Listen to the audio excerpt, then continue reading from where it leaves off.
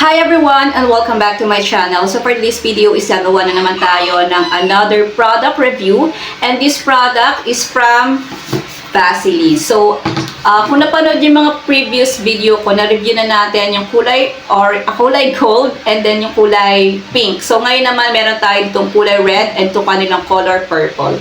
So ano bang pinagkaiba nitong dalawa? First, unahin na muna natin itong si color, ano ba to? Pink pa to, dark pink. So, this is Vaseline Gluta-Hya Pro Age Restore. So, pag sinabi natin guys, Pro Age Restore, this is for anti-aging. So, if you have a sag skin, you have very many cellulites sa mga hita natin. So, mas magandang gamitin to si Vaseline Gluta-Hya. Kasi meron siyang kasamang 70 times collagen. So, it reduces age spot and it can also boost the skin elasticity. So, if you have a tight skin here, if you have ang tawag dito, sag skin, ayan, pwede natin yung lagyan dito para mag-firm ulit yung skin natin. So, ito talaga yung isa sa pinaka nagustuhan ko to kay Gluta-Hya, yung kanyang binibigay na pagpapa-firm ng skin natin para hindi mag-loose yung skin natin dito. Syempre, tumatanda na tayo, so kailangan natin ng mga lotion for anti-aging para hindi agad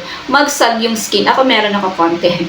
Ayan, nagsasag din naman yung skin ko. Syempre, tumatanda na tayo. So, ito, ginagamit ko to every night para hindi magsag yung skin ko dito. At saka sa hita natin, sa likod ng hita natin, yung parang hindi ko stretch mark pa yun. Basta cellulite yun. So, mas magandang gamitin to si Pro Age Restore sa mga 30 plus, 40s, or 50s.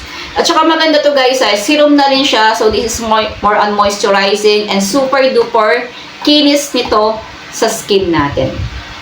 Okay, let's go naman dito sa kulay purple. Ito naman si Gluta-Hya Serum Burst Lotion. This is naman is for overnight radiance repair. Ito naman is more on more on whitening din. So panggabi siya, pang repair ng mga skin natin. So if you have a many peklat, ganyan sa mga kagat ng mga lamok-lamok natin, meron siya kasamang Glutaglow, Hyaluron, Aminopeptide Complex, and meron siyang 10 times more powerful than vitamin C. So, ito naman, nire-repair niya yung mga damaged skin natin sa gabi. So, mas maganda rin tong gamitin pang gabi, guys. And of course, meron din tong moisturizer kasi nga serum siya, and very makinis din to sa balat natin. So, if you have many mga peklat, ayan, go for dito sa color purple kasi nga nire-repair niya yung ating damaged skin. At saka kung meron kang mga dry skin, so maganda rin to.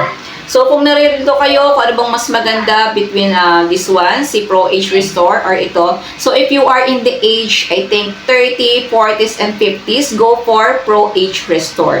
And if ko naman ibata-bata pa, marami ka mga peklat-peklat, go for kulay purple. So, by the way, this guys is 330 ml.